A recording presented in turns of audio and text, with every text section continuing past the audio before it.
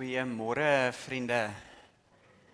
Baie welkom so op 'n heerlike koel Kaapse oggend.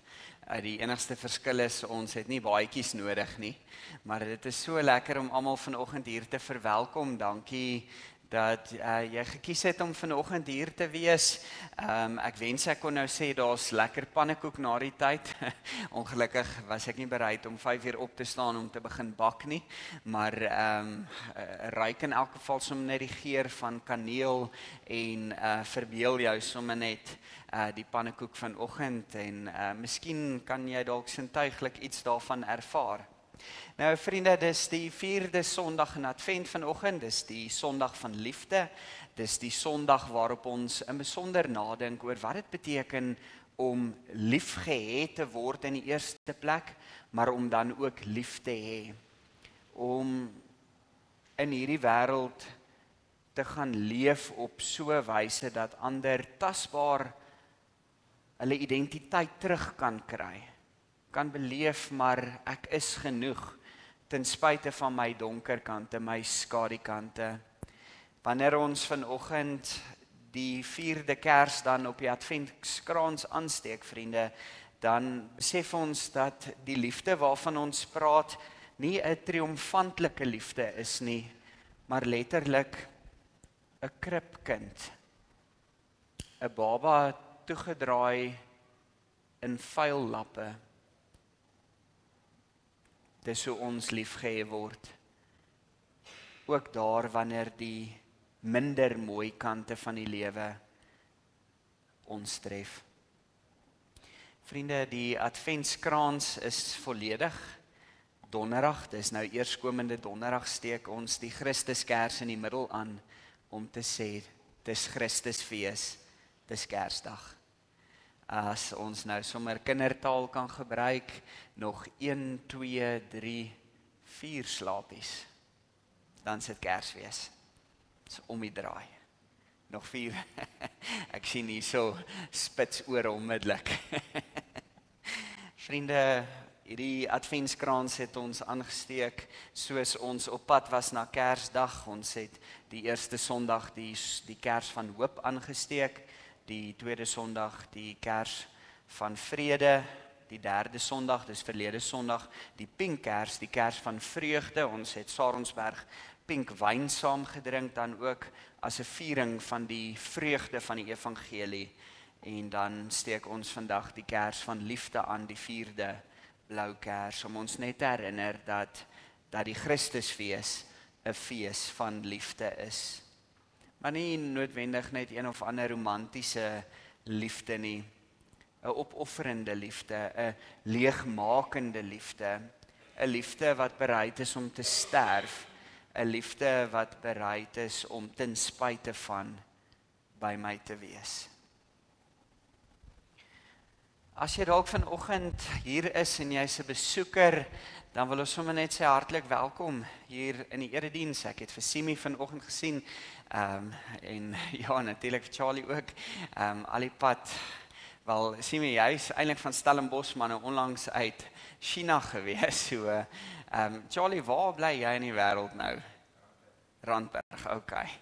Jy moet dit fluister, hoor. Vriende, sommer net vir almal, dis net 'n grap. Sommer net vir almal wat vanoggend dalk hier is en net besoek af lê, net deel is van hierdie geleentheid. Soos regtig spesiaal. Baie dankie vir elkeen sê hier wees.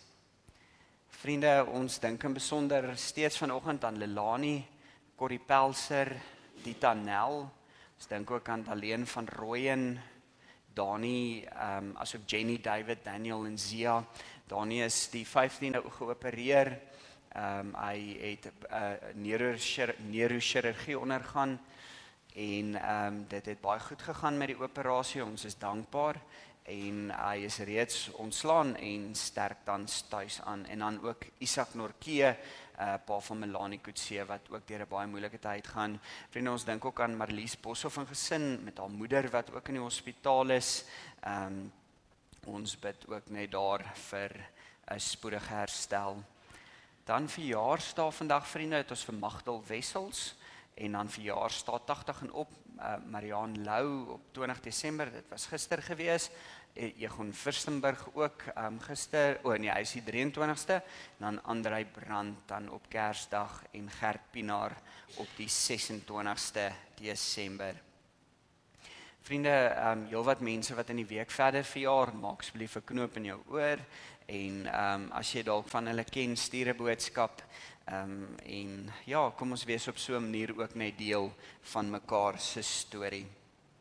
Baie belangrik, by die deur agter is daar nog almanakke beskikbaar, so as jy nog nie 'n almanak ontvang het nie, gryp sommer een daar en as jy dalk weet van iemand wat nie hier kan uitkom nie asseblief, kry sommer vir hulle ook en gaan laai af.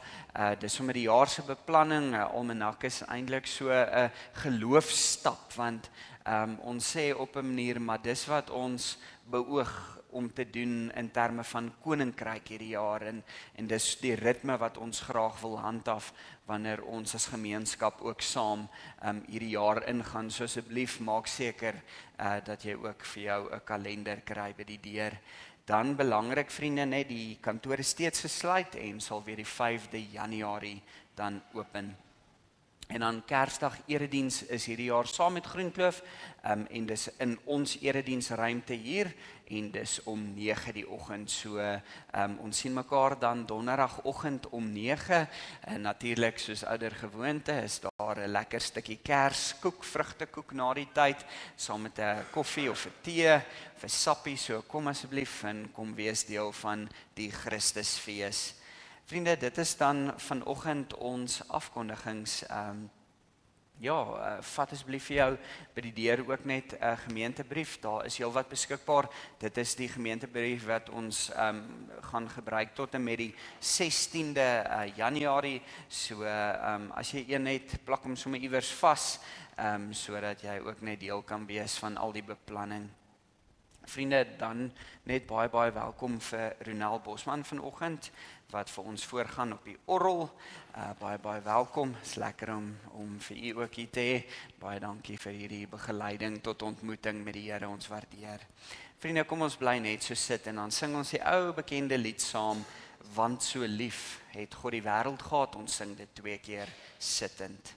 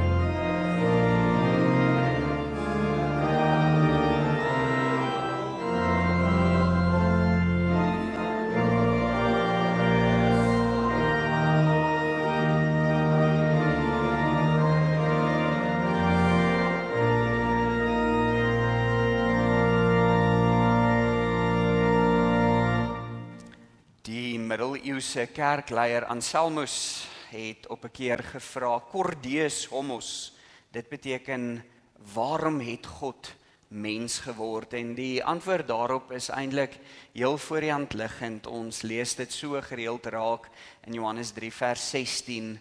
God het mens geword, want God het die wêreld so lief gehad, dat hy sy enige gebore seun gegee het. God het ingetrek in ons gemeenskap. In hom is ons hoop, vrede, vreugde en liefde. Amen. Vriende, kom ons bly net so sit en dan sing ons vanoggend dan ook 'n verootmoedigingslied saam. Dis die bekende lied in Advent, O Christus ons verlange. Nou wanneer ons vanoggend na die Adventskrans kyk en ons besef dat Advent eintlik verwys na Adventus Dei, hierdie verlange, hierdie verwagting van die koms van Christus, letterlik hoe ons dan ook Christus se koms in hierdie wêreld 'n realiteit maak, dan sing ons O Christus ons verlange vanoggend heelwat anders, op 'n ander manier, want dan raak dit 'n verlange ook in onsself om hierdie liefde van Christus te laat kom met elke tree, met elke gebaar, met elke glimlag in hierdie wêreld. Kom ons bly net so sit.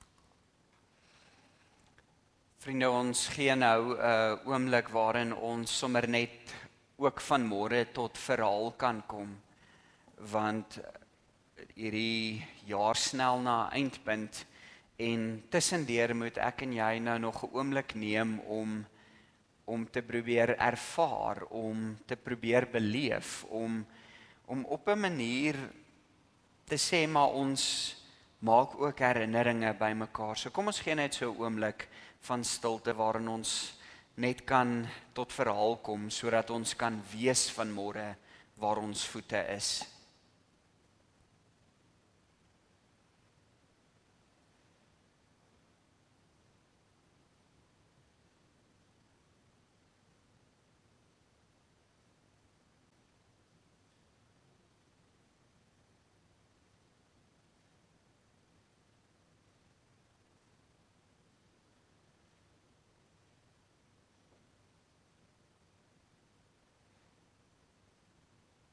Here, met die reën wat so mildelik val vanmôre, wil ons kom dankie sê dat ons juis daarin ook u genade opnuut kan ervaar, soos 'n sagte reën wat die aarde deurdrenk. Here, dankie dat u genade en liefde vanmôre ook ons harte kan kom deurdrenk. Here, sodat ons kan voel ons grond bly nie net dor en uitgedroog en krakerig nie, maar dat ons lewensgrond ook die potensiaal het vir nuwe groei, vir nuwe lewe. Amen. Vriende, op 'n Sondag, die 4de Sondag in Advent spesifiek, waar ons nadink oor liefde, is dit belangrik dat ons dan konstant bly sing oor die liefde. So kom ons staan indien moontlik en dan sing ons die bekende lied 334.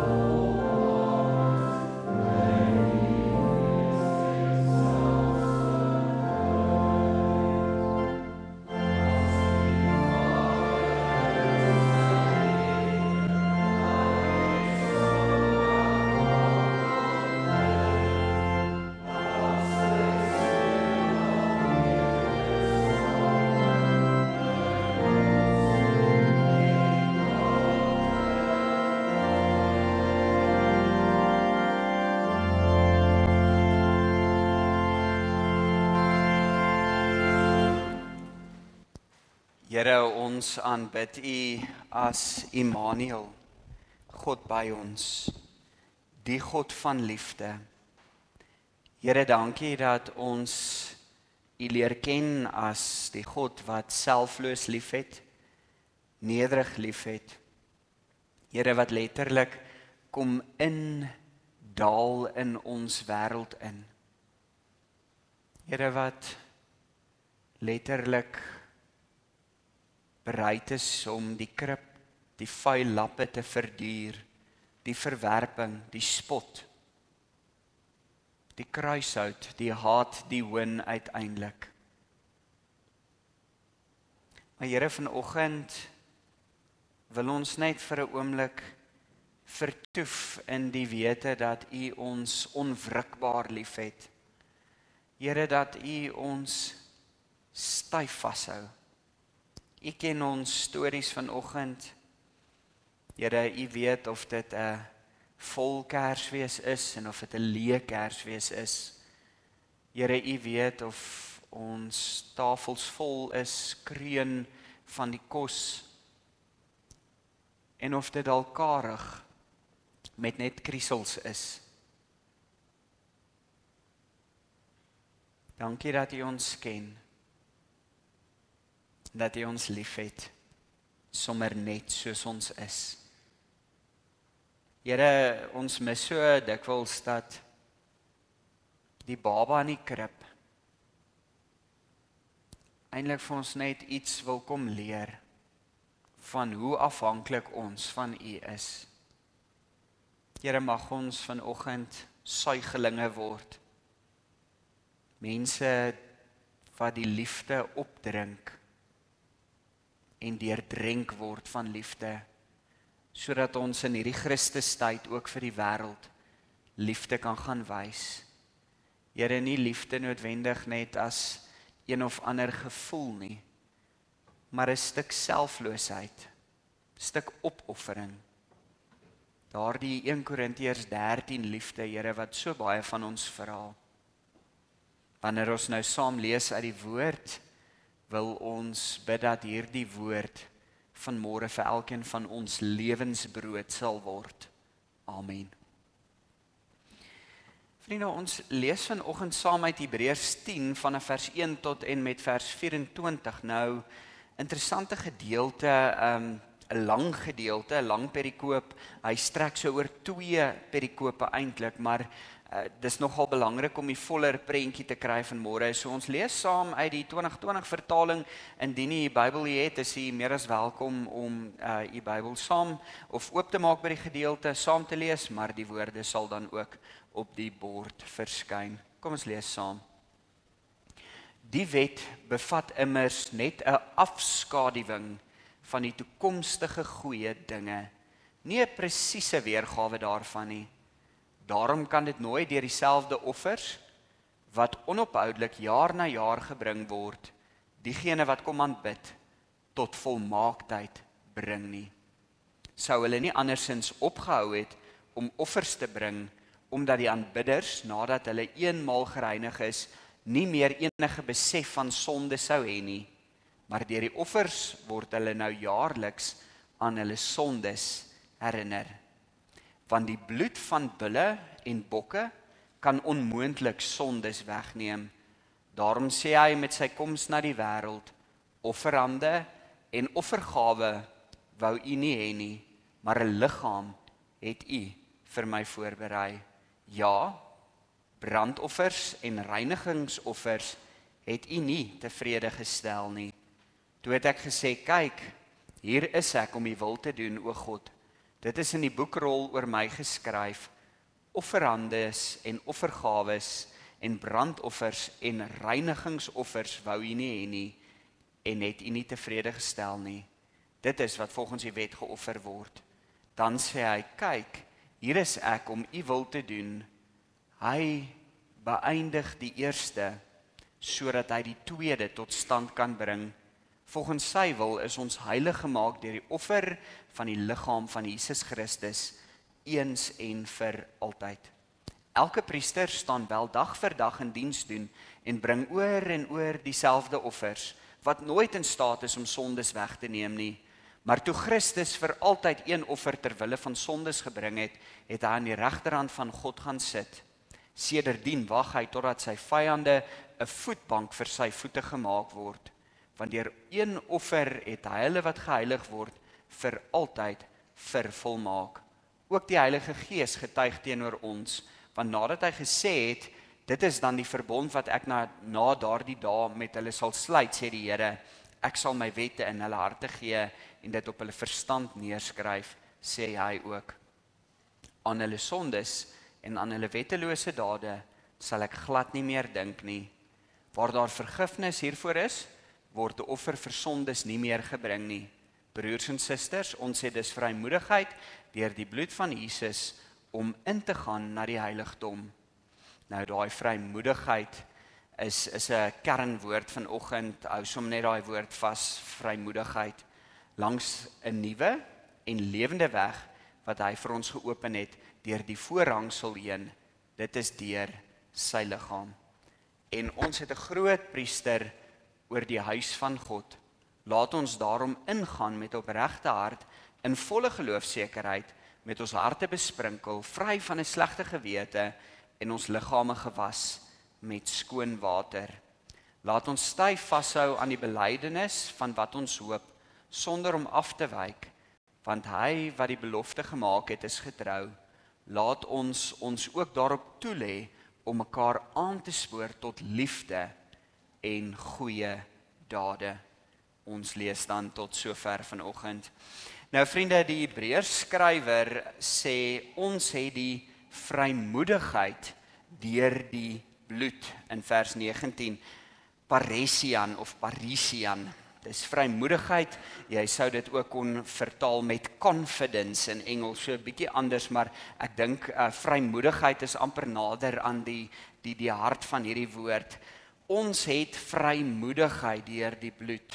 Nou, die skrywer gebruik hierdie woord 4 keer in die Hebreërs boek in die heeltyd om sy punt duideliker te maak. Nou, Die interessante is, hierdie kom uit 'n baie sterk Griekse konteks, waar dit gaan oor vrye burgers en hulle reg om te kan praat in openbare gesprekke. So Parisian kan ook vertaal word met om alles te sê, om te kan praat, om volledig te kan praat, om te kan sê wat ek wil sê. So in hierdie Griekse konteks, was dit so as jy 'n vrye burger was, dan het jy die verlof gehad, die vryheid gehad om te mag sê wat jy wil sê by die samekomste in die stad.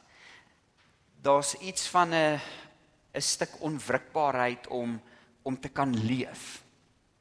Om te kan sê, maar ek is volledig teenwoordig, as ons nou 'n moderne taal gebruik, om te kan sê, ek hoef nie die hele tyd te filter wat ek sê nie. Nou interessant, hierdie Parisian, hierdie vrymoedigheid het 'n objektiewe kant, nie waar nie? So dis iets wat ontvang word, ons hoor in hierdie Hebreërs teks, dis iets wat ek kry, dis iets wat myne is, dis iets wat ek kan hê, so dit word aan my toegeken. So daar's altyd hierdie objektiewe kant aan iets wat ons ontvang, om te sê, vrymoedigheid is nou myne, maar daar is ook die subjektiewe kant, om dit te gaan leef. Ek dink nou sommer altyd aan my ouers wat gesê het, Dewald, jy het al die kanse in die wêreld, maar gaan jy dit gebruik?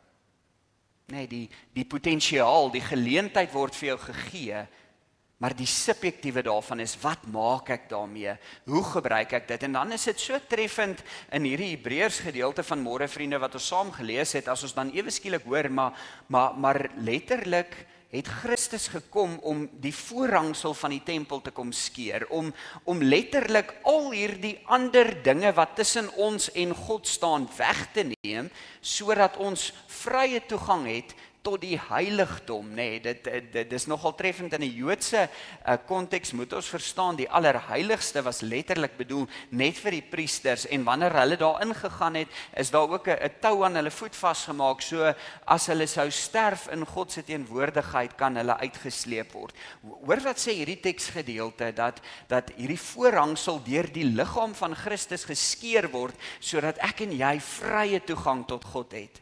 Sodat ons nie net hierdie vrye toegang het nie, sodat ons vrymoedigheid dan ontvang en vrymoedig dan ook kan gaan leef in hierdie wêreld. Nou, die Septuaginte, dis nou die Griekse vertaling van die Ou Testament, gebruik ook hierdie woord in Levitikus 26 vers 13, hoor wat staan daar, ek, die Here, is julle God wat julle uit Egipte land laat wegtrek het, sodat julle nie langer hulle slawe hoef te wees nie. Ek het die skeie van julle juke gebreek en julle geparisian, julle laat regop loop. So ons kan hierdie vrymoedigheid wat ons ontvang in Christus nie net noodwendig vertaal met vrymoedigheid of confidence of hierdie absolute durf waarmee ons kan leef nie, maar daar's letterlik eintlik 'n postuurverandering wat by ons plaasvind. Nou moet ek weer na my ouers verwys wat altyd gesê het, sit regop en loop regop. Jou rug is nie 'n matras nie, Dewald. Mens lê nie aan 'n tafel nie. Nee, daar's iets wat met ons gebeur die oomblik as ons hierdie vrymoedigheid ontvang om te sê, sit regop, loop regop, leef vrymoedig in hierdie wêreld sodat ander ook vrymoedigheid kan ontvang. Sodat ander ook met vrymoedigheid kan gaan leef. Nou, dis my so mooi want hier's eintlik hierdie beweging wat sê, ons is nie meer slawe nie, ons hoef nie skaam te wees nie, ons hoef nie beangs te wees nie, ons mag letterlik regop leef voor God en voor mense. As 'n mens dan verder gaan, vriende, dan gebeur daar eintlik nog iets. Daar's eintlik twee goed wat gebeur. Aan die een kant, die Hebreërs skrywer sê ons het die verlof ontvang om regop voor God te staan. So as ons kyk in Hebreërs 4 vers 14 tot 15, terwyl ons dan 'n groot hoëpriester het wat deur die hemele gegaan het, Jesus, die seun van God, laat ons styf vashou aan ons belydenis. Want ons het nie 'n hoëpriester wat nie medelee met ons swakhede het nie, maar een wat soos ons in alle opsigte versoek is en sonder dat hy gesondig het. Nou, vriende, ek wil dit amper so 'n bietjie parafraseer vanoggend hier in hierdie Kerstyd en sê, ons het Christus ontvang in hierdie wêreld. God het ingetrek in ons gemeenskap. God verstaan ons wêreld so, dat hy letterlik in 'n krib, in lappe toegedraai is, baba geword het vir elkeen van ons. Maar dan is daar nog iets wat gebeur. Jesus se menswording, wat iets van 'n konsep van begrip ook omgee.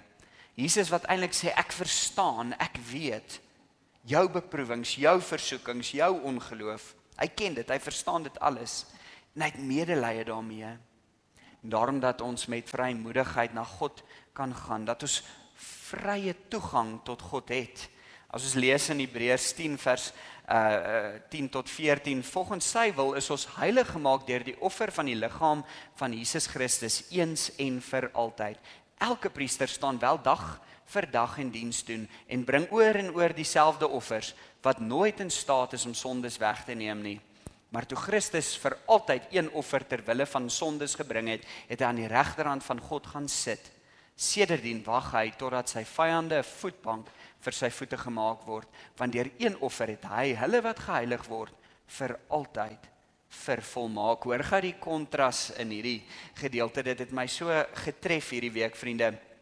Hierdie hele gedagte van priesters wat jaar in en jaar uit staan en offers bring en offers bring en offers bring. En Jesus wat eenmalige offer bring. En hoor gou mooi wat sê die teks. Jesus in kontras met die priesters gaan sit. Want is volmaak, dis klaar, aan die regterhand van God. Dis afgehandel. Dis nie 'n weer en 'n weer en 'n weer nie. Die voorhangsel het geskeur en nou het ek en jy vrye toegang tot 'n nuwe lewe. Tot 'n nuwe manier van dink, doen. Tot 'n nuwe weg. Vriende, my identiteit word nie bepaal deur al die dinge wat ek doen nie, maar deur God wat my liefhet, so oneindig baie. So oneindig baie dat God sy seun gestuur het. En daarom is dit belangrik dat ek en jy vanoggend in die eerste plek ontvang en dan iets daarmee maak. Prof Dirkie Smit sê so mooi, as God 'n mens vrygemaak het om regop te loop, maar voor mense loop jy nog geboe soos 'n slaaf, dan is dit 'n mosie van wantroue in God self. Dit lyk in die Hebreërsboek, sê Dirkie Smit, of ons vrymoedigheid voor die mense juis die toets word vir die egtheid van ons vrymoedigheid voor God. Ons word genooi om in hierdie wêreld ons koppe op te tel en te getuig van wie ons is en wie sin ons is. Verlede week het ons stilgestaan by Augustinus wat gesê het, vreugde in die lewe is om te weet ek is gehê en om God te hê. Hierdie week sê ons liefde, daai is daai oomblik waar ek besef, maar God het my lief, dis my identiteit en ek behoort aan die Here. Vriende, ek en jy word in hierdie Kerstyd uitgenooi om vrymoedig te leef. Sou ons durf sê selfs vrygewig, sou ons durf sê selfs genadig. Sou ons dalk vanoggend vir mekaar sê op so 'n wyse dat ons ander ook help om hulle koppe op te tel. Ek het hierdie hele week gelê en dink, maar hoe op dese aarde kan ek nou vandag vir myself probeer sin maak van vrymoedigheid, want dis 'n woord wat meer sê as net selfvertroue, nie waar nie. Daar's 'n stuk gemaklikheid ook daarin. Gemaklikheid om in my eie vel te leef, om in my eie vel te wees, en ek het heel week gesit en dink, wat is dit wat dit vir my die beste uitdruk. En op 'n stadium toe kom ek by die gedagte van my ouer huis uit. Want ek vra toe, wat is die eerste ding wat ek doen as ek in my ouer huis kom, as ek in my ma en my pa se huis kom? En natuurlik moet ons ook vanoggend begrip hê dat nie almal uit ouer huise kom waar vrymoedigheid 'n realiteit is nie, maar vir my was dit nou 'n plek waar ek onmiddellik kon resoneer en ek dog toe, so Dewald, wat doen jy as jy in jou ouer huis kom? Daar's drie goed. Die eerste is, ek gaan kyk wat in die yskas is. Nee, dis die heel eerste ding. As jy instap, dan maak jy die yskas oop om te kyk wat daar is. Die tweede ding is, ek gaan sit op die bank, maar met my voete op die bank. En die derde is, vir my tydsduur of my kuier word die kontrole van die televisie myne. Vir my is dit vrymoedigheid, vriende. En hoe meer ek dink aan hierdie verhouding waarin ek tot God leef, besef ek, en ons tot God moet leef, besef ek dat 'n ouer huis dalk iets van hierdie vrymoedigheid vir ons kan uitdruk. Dis om in te stap, om daar te wees, al is alles nie altyd reg nie, om selfs met jou vuil voete te kan ingaan,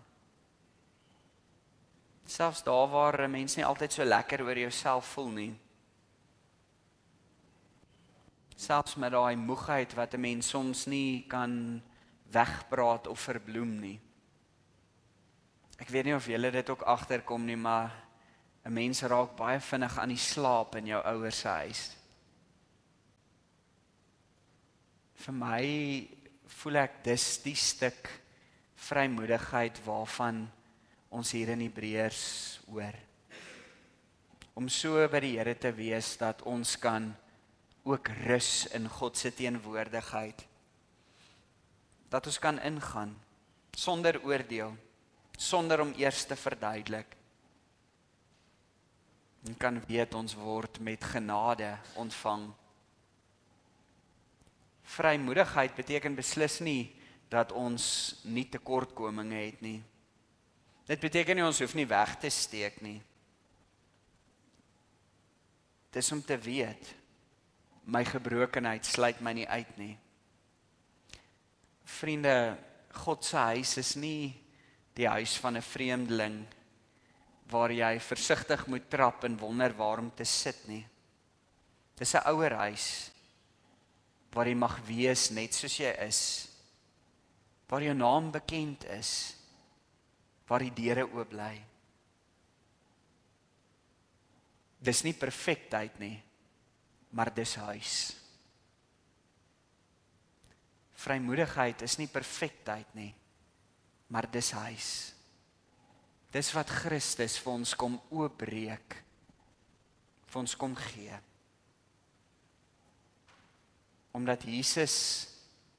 Omdat God mens word, mag ek en jy mens wees.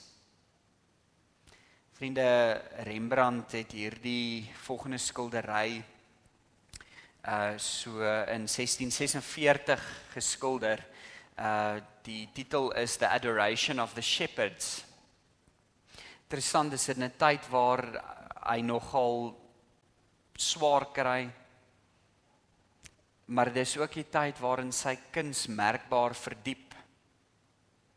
Daar's 'n stuk ingetoonheid daarin is menslikheid deur leeftyd. Is interessant, tipies aan Rembrandt gebruik hy die skaduwees om iets van homself uit te druk. Dis moeilik, maar dis jy so Rembrandt dit doen. Niks is helder duidelik nie. Dit wil ons uitnooi om eintlik die skaduwees te sien, maar ook die sagte warm lig. Anders as baie ander skilders kom die lig nie van 'n ster of 'n engel nie, maar die kind self, Jesus, word die ligbron. Die stad is donker, die stal is donker, is benoud, is eenvoudig, meer soos 'n agterkamer as 'n glorieryke heiligdom. En ek en jy, die kyker, word ingetrek in hierdie verhaal.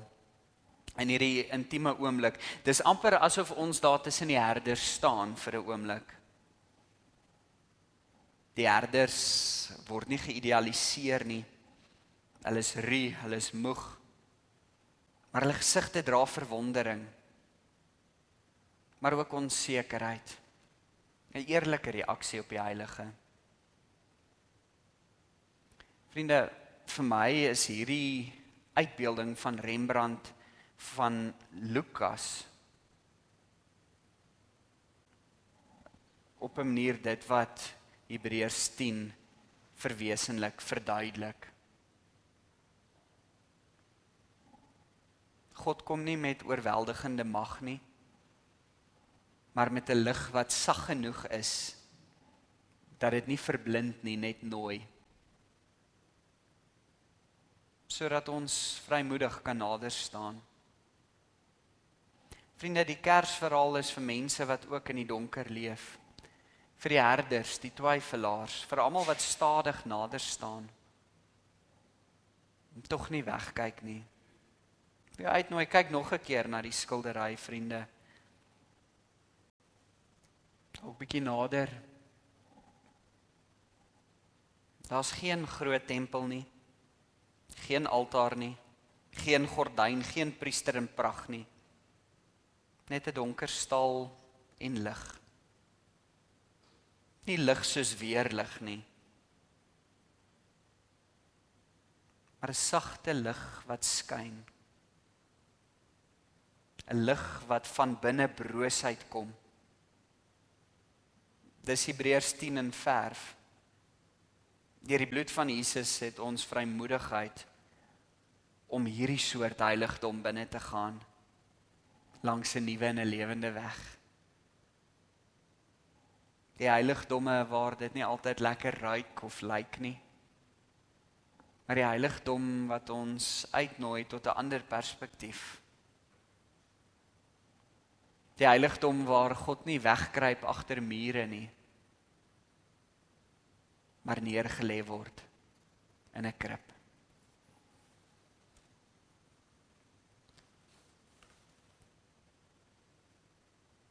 Mag ons vanoggend ook nie die donker in ons eie lewens ontken nie. Want dan kan ons ook roekeloos vrymoedig gaan lief hê vir die wat worstel. Laat ons dan nou vashou aan die hoop wat ons bely. Laat ons mekaar aanspoor tot liefde. C.S. Lewis sê, to love at all is to be vulnerable.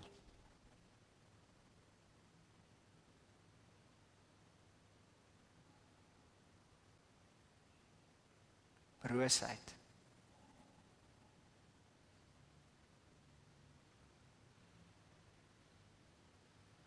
Ai vriende, wil jy nie maar vanoggend net deur die Here liefgehê word nie?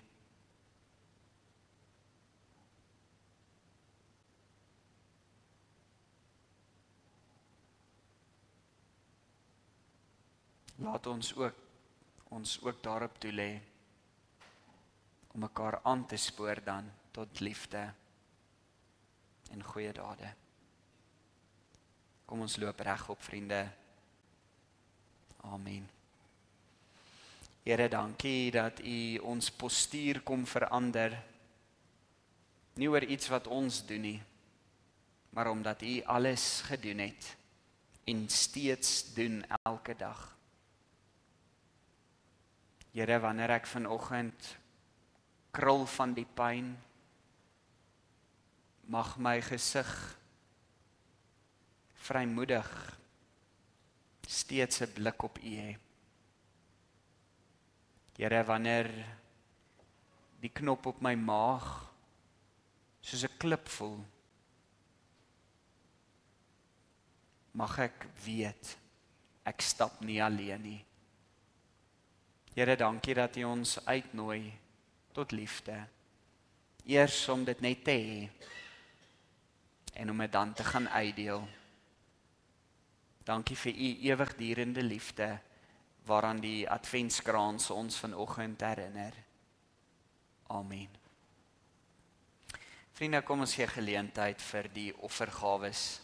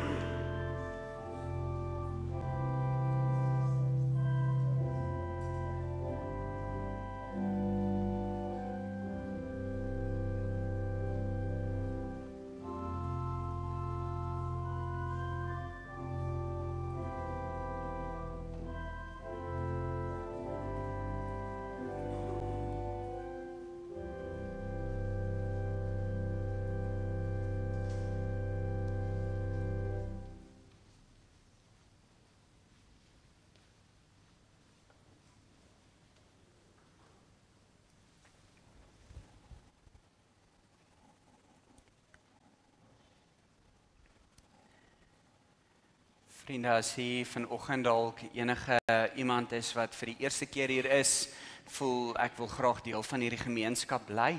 Na afloop van die erediens sal ek hier voor by die nagmaaltafel wees. Kom maak asseblief 'n draai en dan kan ons ook net u naam en besonderhede kry. Dit sal 'n voorreg wees om dan ook beter kennis te maak.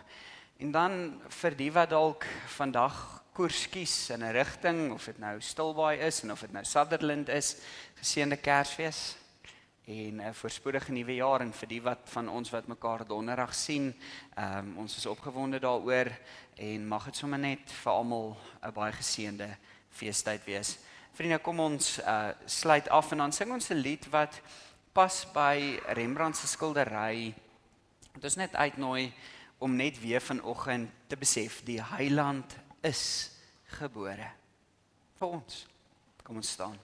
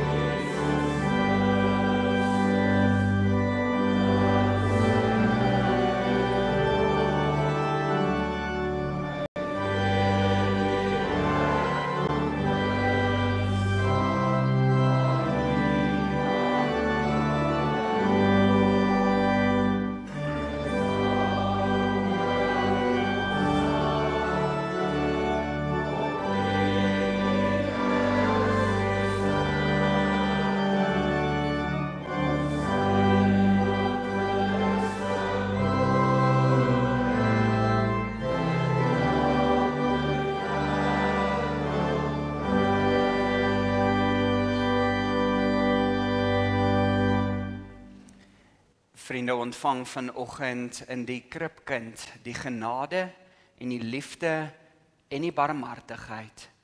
Hierdie liefde, genade en barmhartigheid sal by jou wees, jou identiteit bepaal en jou uitnooi tot 'n vrymoedige, regop lewe. Amen.